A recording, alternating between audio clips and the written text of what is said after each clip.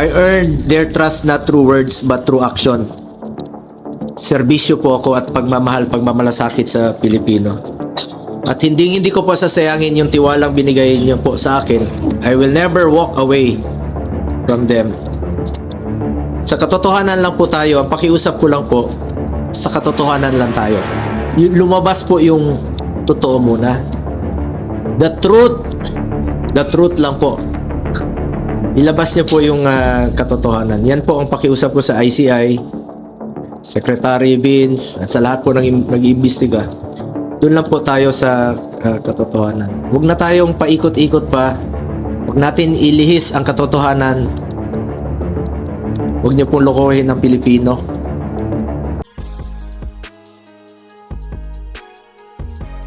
Tumbukin po natin ang dapat tumbukin. Anong kinalaman ko dyan sa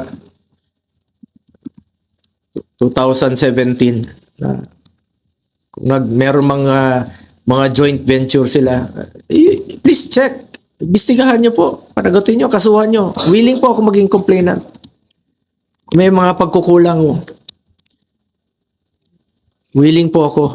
Kesa naman papaikot-ikot pa natin. Kasi expect it na hindi lang po ito ang mangyayari. May mga gumagalaw na puwersa para iikot po yung katotohanan. Para hindi mapanagot. Nandun klarong-klaro na dito. Nag-imbestiga na tayo dito sa Blue Ribbon Committee. Marami nang lumalabas. Ang dami-daming mga kongresista na sila mismo ang kontraktor. Sila mismo. Congressman talaga na kontraktor. Yung kontraktor talaga. Sila mismo. Kung layo ko dyan, kinalaman ko dyan, pigilan mo ba magnegosyo yung mga tao, mga kamag-anak? Hindi natin mapigilan. Basta walang kalokohan. Ayaw ko po ng kalokohan. Ever since, ayaw ko po ng kalokohan. At nakikiusap lang po ako sa lahat, no, sa DPWH, sa Ombudsman, sana po'y maging fair. Tumbukin natin ang katotohanan at sana naman po, wag naman po akong gawing dahilan na hindi mag-cooperate dahil merong tinatago at pinoproteksyonan. Ako na po ang nagsasabi. Ako po ang nagsasabi. Please lang, sabihin niyo po ang katotohanan. Katotohanan lamang po. Ilabas niyo po yung katotohanan. And let me repeat, hindi ko po kilala yung mga diskaya. Balikan ko yung joint venture na trabaho nila. Tingnan niyo kung tapos na. Napakinabangan naman ng taong bayan. Kung napakinabangan, may COA po. Trabaho ng COA yan to check kung tapos na po at napapakinabangan at meron bang problema. Kung may problema, kasuhan niyo po. Please. Ako na po nagsasabi, kasuhan niyo po. Po akong kinalaman dyan. Wala po akong pakialam dyan sa kahit na anong negosyo. Ka-focus lang po ako sa trabaho ko bilang senador.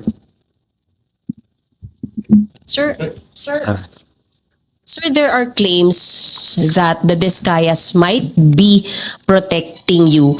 You already said you don't know them, but is there any reason they could be protecting you at this time? Sabi ko nga, sabihin nilang totoo eh. Ako na po ang nagsasabi sa Diskaya, sabihin niyo yung totoo. Kasi biglang nalihis yung objective dito, ang tinutumbok natin dito, sino yung mga buhaya? Tinutumbok natin sino yung mga buhaya talaga, malapit na eh. Lumalabas naman eh. Yun ang hanapin ninyo, panagutin nyo, kasuhan nyo. Ngayon bakit kayo atras? Ang layo eh.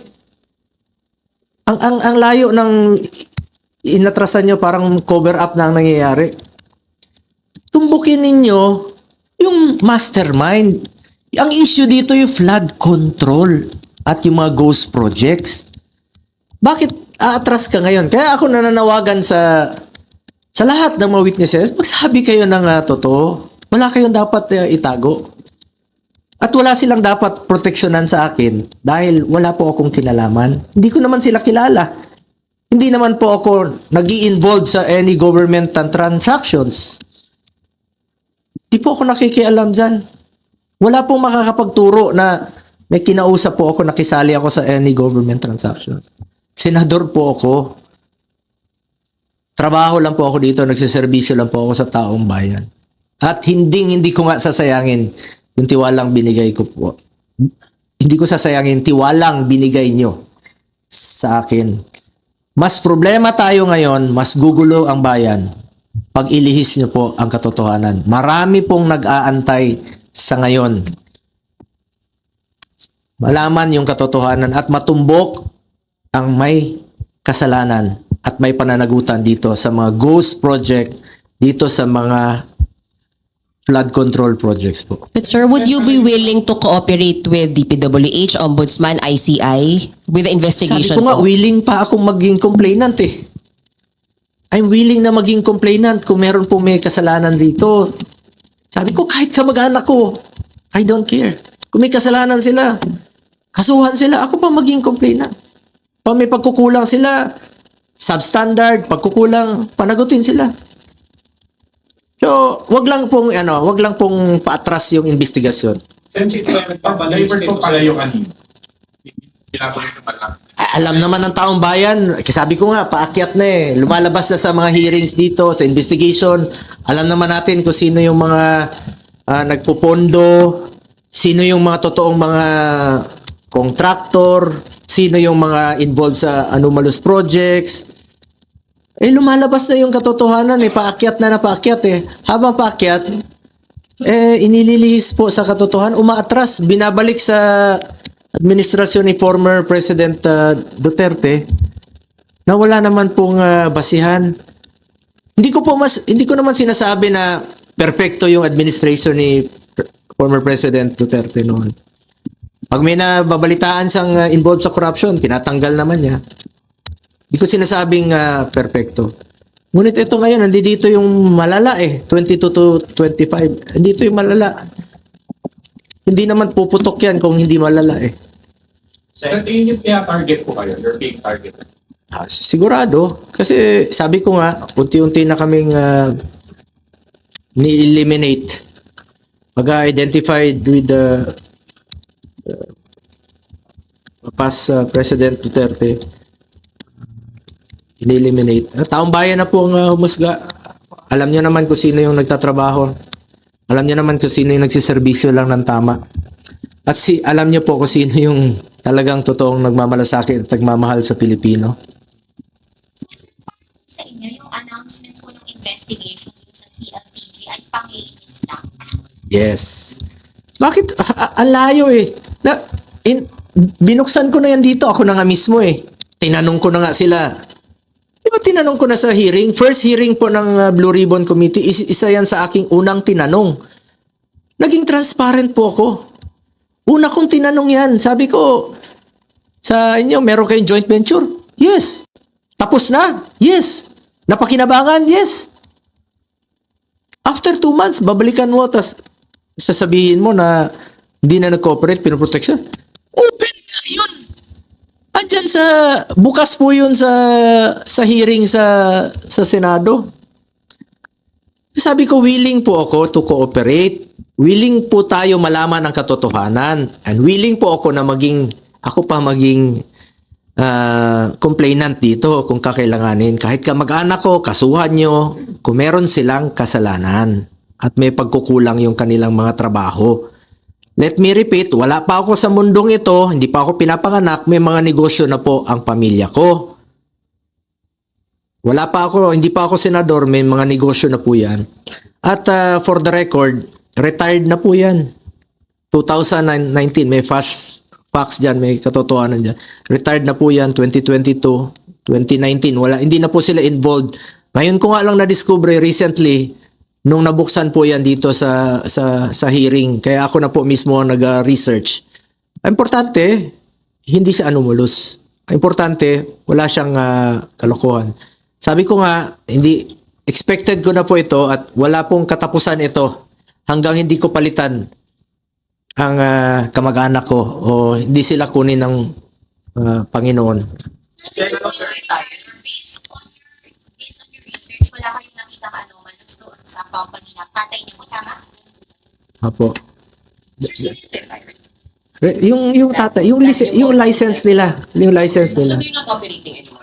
yeah, no more. Since where? Since when? Ito, last po yata nila is 2019 at officially 2022 retired na po sila. As in retired na, parang wala na, parang sinara na po talaga noon pa. At parang tinapos na lang po yata nila yung kanilang trabaho noong 2019. At hindi na po sila nila ginagamit. Alam niyo itong Diskaya, uso yung ginagamit yung lisensya. Uso yung joint venture noon kahit saan po. Kahit sa sabi ko, umabot na nga ng Baguio, umabot ng NBI, umabot ng Ilocos Norte. Ang daming dapat na tingnan na lugar, Mindoro. Bakit ka atras doon sa 2017 sa Davao, hindi naman flood control, hindi naman ghost project, hindi naman anomalous. Bakit mo atrasin doon? Para lang idawit yung pangalan ko. Sabi ko, unfair nga. Unfair na atras ka. Yan, sadyang inililihis nga yung issue. Sana po, fair lang po. Ako, nirespeto ko po ang ating ombudsman, nirespeto ko po ang DILG, ng DPWH, nirespeto ko po ang ombudsman, nirespeto ko po ang ICI sa kanilang mandato at willing tayo to cooperate. Basta tumbukin po yung katotohanan. The truth lang po. Doon lang tayo sa katotohanan at hindi tayo magkakamali. Sa totoo lang po tayo. Joint venture between CLTG and St. Gerard. Sabi sir, they were able to bag contracts sa Davao, hundreds of millions. Did you know about it? Were there favors given para makakuha ng contract sa Davao? Sabi ko, ulitin ko, since 2001, mayor pa si Mayor Duterte, hindi po ako nag-influenza, never po ako nag-influence, never ko po ginagamit ang aking posisyon. Kaya sinabi ko kanina, nakialam ba ako para bigyan ng pabor ang aking kamag-anak? Hindi. Nakinabang ba ako dito? Hindi rin po. Because I observe delikadesa. At yan po ang aking puhunan hanggang ngayon. Delikadesa. Hindi lang po sa mga government projects issues. Sa lahat po ng bagay, I observe delikadesa. Prinsipyo po yan sa buhay at hindi ko yan sasayangin. Yung binigay niyo pong tiwala sa akin. Let me repeat, I observe delikadesa. Kung ano man po yung napanalunan nila noon, kanila po yun. At recently ko lang po nalaman, kaya nga po, tinake up ko rin po sa Blue Ribbon Committee. Tinanong ko yan doon sa kanila. At sinagot naman po ng mga Diskayas. Wala po ako tinatago. Ako na nga mismo nagtanong eh. Nasa records naman po. Tingnan niya lang po sa records. Ako mismo ang nagtanong sa kanila. Sino yung tingin mo naglilihis ng issue para mapunta sa inyo? Alam naman natin pag kasi meron nang natutumbok eh. Meron na pong natutumbok na mga tao sa taas, yung mga involved talaga rito. Yun po ang I'm sure isa sa mga rason na inililihis na po ang issue. But I'm appealing sa mga kababayan natin, kapwa nating Pilipino, please, wag ho tayong pumayag. Wag ho tayong pumayag na lokohin po tayo. Wag ho tayong pumayag na ilihis po yung totoong issue rito. Yung mga flood control, yung mga ghost projects.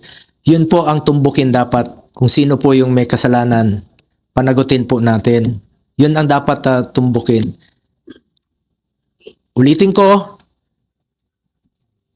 huwag niyo pong ilihis ang katotohanan dahil magulo na po ang ating bayan, mas lalong gugulo po. I am one with the Filipino people in this crusade against corruption. Hindi lang po sa flood control, hindi lang po sa ghost projects, sa lahat po ng korupsyon sa gobyerno. kontra po ako dyan. Pangako ko lang, sir. Sabi po ng ICI just now, posible rin daw po kayong ipatawag. Okay lang po. No problem. Kung ano yung sinabi ko sa inyo rito, very much willing po ako na magsalita. Willing to cooperate. Willing po akong sabihin sa kanila yung totoo. Ayon po sa aking nalalaman. Malinis po ang aking konsensya. Malinis po ang aking konsensya. Sir, hindi ba welcome move po para sa inyo to nag-iimbestigahan na ngayon ng DPWH, hindi lang yung administrasyong Bongbong Marcos, kundi pati yung Duterte administration? Kasi sabi niya sa interview kanina sa ICI ay wala siyang sisinungaling. Oo, lahat naman po. Lahat naman dapat imbestigahan dito. Ang ibig ko sabihin dito, tinutumbok na natin dito yung malala mga recent na 2022 to 2025. Nandito po yung malalang korupsyon. Pero lahat naman dapat imbestigahan. Pwedeng balikan ng previous administration. Even before pa. Before President Duterte's time, pwede rin nilang imbestigahan kung meron pong anomalous. And sinusuportahan ko po yan. Katotohanan po ang gusto nating malaman po rito. The truth po, the truth. Salamat.